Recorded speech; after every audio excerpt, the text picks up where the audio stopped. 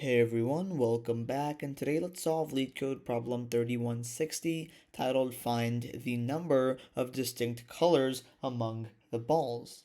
So we're given an integer limit and a 2D array queries of size n by 2. That just guarantees that we're going to have two columns in the input queries, or basically two elements for every single list. Now there are limit plus 1 balls with distinct labels in the range from 0 to limit. And initially, all of those balls with those values in that range are all uncolored.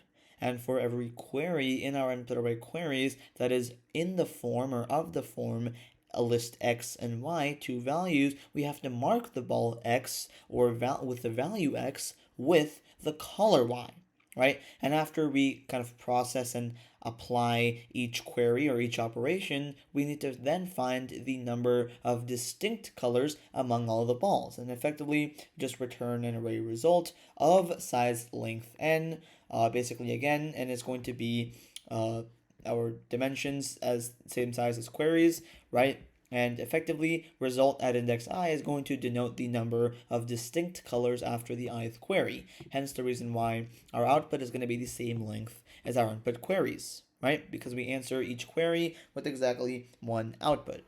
Now note that when answering a query, the lack of a color will not be considered as an actual color. So in example 1, we have our input integer limit to be 4 and our input array queries to be the following. Effectively, that's telling us for the queries here, as we can see, in every query we have to mark ball x with color y. So basically we have to mark ball 1 with color 4, ball 2 with color 5, and so on and so forth. And in this case, our output result at index high is going to be the number of distinct colors after and we actually perform that specific ith query, right? So once we perform the first query, we'd have one, of course, we're guaranteed to have exactly one ball with a distinct color, basically the number of distinct colors because we've only applied one operation. And after two operations or two queries processed, we'll have two different or distinct colors, and then two distinct colors again for the second, and then again three different or distinct colors after applying the third operation.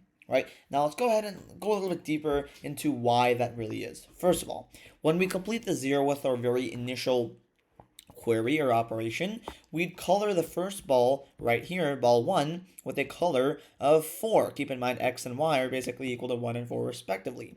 Then after the second operation, then we'd have ball 1 to be a color of 4, and then ball 2 would have a color of 5. Now we have two different colors.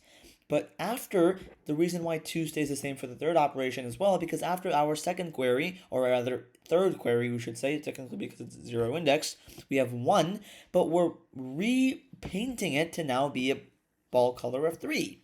So now, after the second query, or rather third query, the ball 1 would have a color of 3 and ball 2 would have a color of 5. We still only have two distinct colors because we basically overwrote the original color of the ball 1. And effectively, we write then ball 3 with ball 4 because we haven't actually painted ball 3 yet. That's the main observation to really take away from this problem.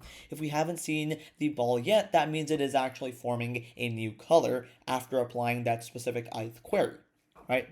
So in example 2, we have our input integer limit to be 4 and our queries to be 0, 1, 1, 2, 2, 2, 3, 4, and 4, 5. And in this case, of course, our output is going to be of length 5 because that is the same length as the input array queries. And in this case, I'm not going to go too in depth of why that is. It's going to have an output of 1, 2, 2, 3, 4. Now the reason why is, of course, after we actually apply the 0th query, like we do for, of course, any input, we'd have exactly one distinct color. Then we'd have 2 after applying this guy. But after that, we'd have 2 again. Because think about it. Although we are painting a different ball, in this case ball 2, with the color 2, we've already painted ball 1 with that same color 2. And since we're monitoring how many unique colors there are, since both balls 1 and balls 2 have the same exact color, we still have the same number of distinct colors in our input, keyword being distinct, right? That's kind of the logic to really apply in that solution. Right, and effectively, incrementally, as we actually add on or increment one more operation or query to the number of distinct colors, we have to update and adjust our output accordingly. Right, so for the constraints here, we see that the limit is never going to exceed 10 to the 9th power, which is a pretty large number, and the length of our input array queries is not going to be exceeding 10 to the 5th power. It can also be denoted as n. We're also given that any list, sublist I should say, in the input array queries is always going to be in the form xy, so having a length of 2, and queries at index I, any index 0 is never going to exceed the limit, where queries at index I, index 1 is never going to exceed 10 to the ninth power, which kind of validates what the problem statement really is about and tells us that we're always going to have valid inputs with valid elements. So with the problem statement, constraints, and examples out of the way, I will give you guys a few seconds. I'm going to just go over this problem in your head and think of a valid solution, and then I'll show you guys how I would optimally solve this problem in a few seconds.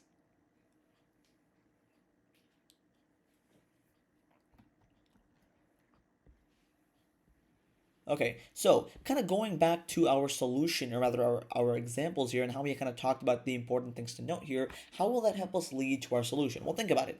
We wanted to monitor two things. First, the number of balls, or rather the number of balls that we've painted so far, to account for the number of distinct colors, and we also wanted to account for the number of colors corresponding to each ball that we accounted for, because if any balls had duplicate colors, we wouldn't want to count them as 2, because we want to count the number of distinct colors. So effectively that kind of leads us to use a data structure called a hash map, or in Python, a dictionary. Basically, we're first going to actually use something called, I'm just going to say ball to color, very self-explanatory. Basically, it's going to map every single ball to the current color that is mapped to. And the reason why I say current is because in future iterations or in future queries, we could potentially override it. Now, even if we overwrite a ball, we don't increment the number of different or unique colors that we have, because we are still overriding the same ball that we've already colored before.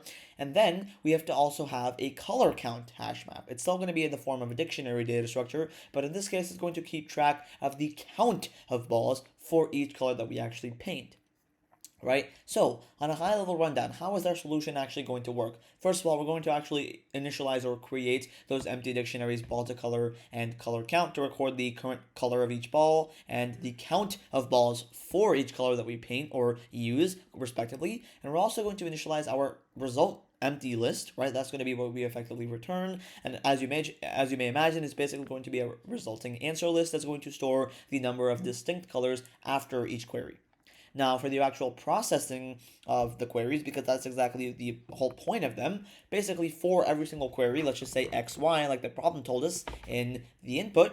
Now, if the current ball x in the current iteration, if we've already colored it, meaning that it exists in the ball to color dictionary, we know all we have to do is simply retrieve its previous color using indexing or key values in Python, and then decrement the count of that previous color in the color count. Right, and now if the count of that previous color does become 0, we know by the definition of hash maps and key value pairs and keys in general, we then have to remove it because it has a key value pair or a frequency of 0. And effectively, after in each iteration, we simply update the color of the current ball x in the current iteration to the new color, basically kind of overriding it in the ball to color hash map, and then incrementing the count of color y in color count, because we are actually using that color y one more time. And effectively, we then have to finally append the number of distinct colors, basically the length of color count, the number of distinct colors that we actually apply to all the balls and as a whole up until that current iteration, to our result accordingly after that ith iteration, right? Up until that ith iteration for each iteration, right? Basically the number of distinct colors that we've used so far for every single or up to each iteration at index I for our input array queries, okay? And effectively, after we actually process all the queries accordingly, we simply have to return our resulting list. So it may seem a little bit confusing just kind of talking about it, so let's go ahead and get into the code here. So what I'm first actually going to do is actually initialize my main data structures, and as I talked about just now, I'm going to have 3 of them. The first 2 are simply our hash maps, ball to color and color count. So I'm literally just going to call them like that. They're both going to be initialized to hash maps or dictionaries. And our result is, of course, going to be the form of a list or an array data structure, right? Now, what these 2 guys are responsible for, basically what the ball to color dictionary does, it basically maps every single ball to its current color, if we can potentially override it if necessary based on the input array queries. And this color count hash map is simply going to keep track of the count of balls for each color. Basically the current color is going to be mapped to the number of different balls that it actually colors. And effectively, we're going to have a resulting list. Of course, this is not our answer. It's actually going to store the number of distinct colors that we actually applied for and after each query at index I that we append or add to in each iteration. Now, Now let's actually start processing the queries and appending and adjusting our resulting list accordingly, and our hash maps as well. So I'm going to do something called unpacking in Python. Since we're guaranteed that every single sublist in the input array queries is going to have length 2, I'm going to go for x and y in the input array queries, simply unpacking it. And x is simply going to be the current ball that we're painting, and y is going to be the color that we're painting it, right? So for every ball and its corresponding color in the input array queries list, after actually processing each query, we first have to check, well, is the current ball x? Have we already colored it before? Meaning it already has a color, and we've already incremented the color for it accordingly. So the way we can check that is very simple. If x is in the ball to color hash map.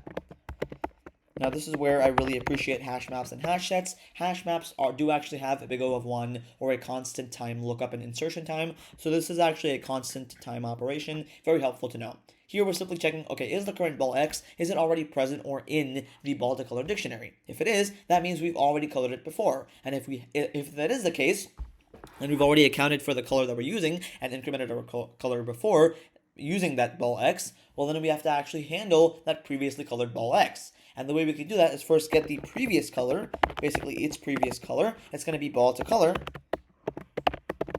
at x, right? At the ball x. That's going to be its previous color for the current ball x. And then we then have to get the color count at that specific previous color and decrement it by 1.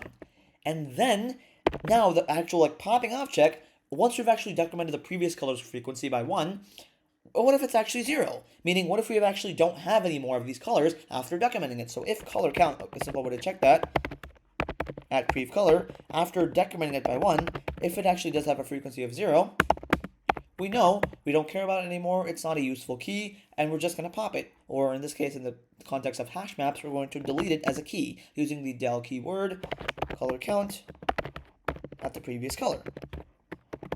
Now, very self-explanatory, very straightforward. Effectively, we're first, if the current ball x, if it is actually in the ball to color hash map, meaning we've already used it, well then we have to first retrieve the previous color of the ball, which is simply going to be stored in ball to color at that ball x and storing it in prev to color, and then we're decrementing the count of that previous color, or the frequency in the color count hash map, by 1. And then, if the count of the previous color does actually effectively become 0, we have to remove it from color count, because of course we're only maintaining colors that are currently in use for at least a ball. And then we have to update the color of the new ball x, and that's going to simply be ball to color at y, because we know in this iteration, even if it was already in ball to color, we know that we're using it again, because we now have x be mapping to y in this iteration, and so we have to overwrite its previous value to whatever it was to be y, right? Basically, again, we're updating the current color of ball x to the new color y in this specific iteration. Again, we may potentially override it in future queries or in future iterations, but for now, the new current color is going to be the color y for the current ball x in that ball to color dictionary. Now we have to actually check, well, what if that color y has already been used? What if it's already in the color count? And a very simple way to check that in Python in a constant time lookup time is basically if y is in the color count dictionary. And if it is, we know we can then increment its color count by 1. Basically the number of times that we've actually seen that color. Sorry, it should be 1. But if that's not the case, meaning we've never actually used this color before, we'll initialize its value to simply be 1.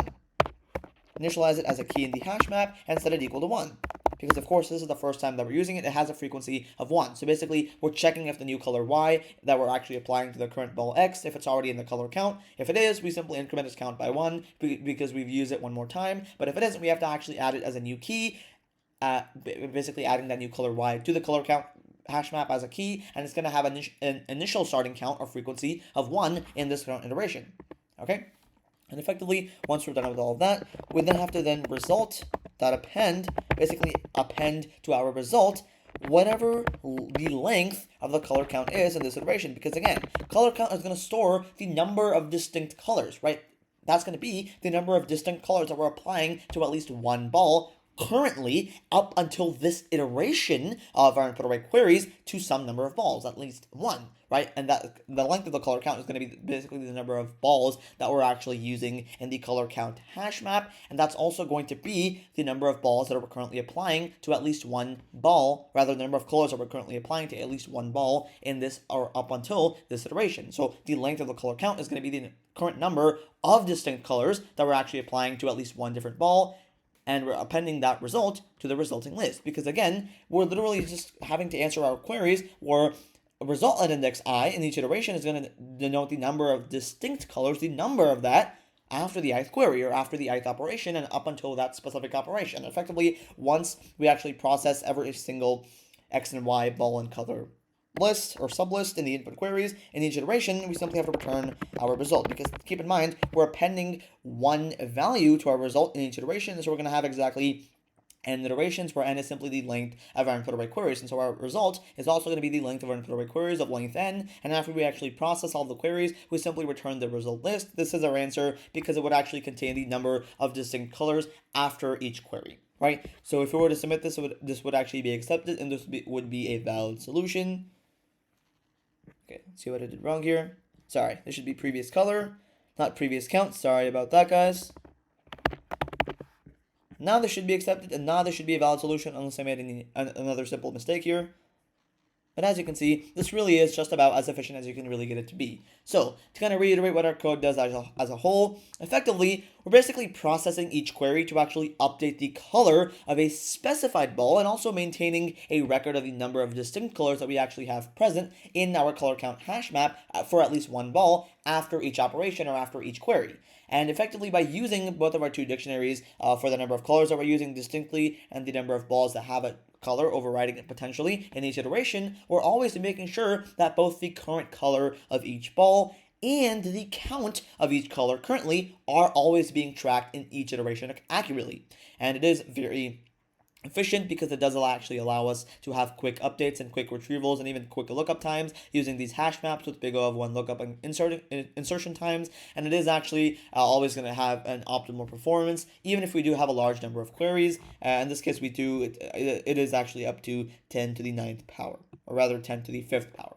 Okay, and again, so now let's actually get into the runtime and memory complexity. So the runtime complexity is actually going to be big O of n, because really we only have a single loop here, or a single iteration. It is really just a one-pass solution. We're actually iterating each query exactly once, and of course it's going to be a big O of 1 complexity, and it's going to be the number of queries, and it is pretty efficient, right? Now, for the ball to color hash map, for the space complexity, it actually is going to be big O of n, right? We're using that ball to color hash map. That's big O of n at worst case, right? Because we can store at most n entries, worst case being 1 for each ball. And the color count is also going to be big O of 1, because worst case we can store at most n distinct colors in one iteration in the worst case. And for the result, of course, it is going to be guaranteed to be length n, where n is going to be the number of queries we have, or the length of our input array queries. It's going to have n integers, 1 for each query in each iteration. And so really our bottleneck is just big O of n, and so the overall space or memory complexity is also big O of n. So if you guys enjoyed this solution and learned something new, please consider liking this video and subscribing to my channel. And without further ado, I will see you guys in the next video. Bye-bye.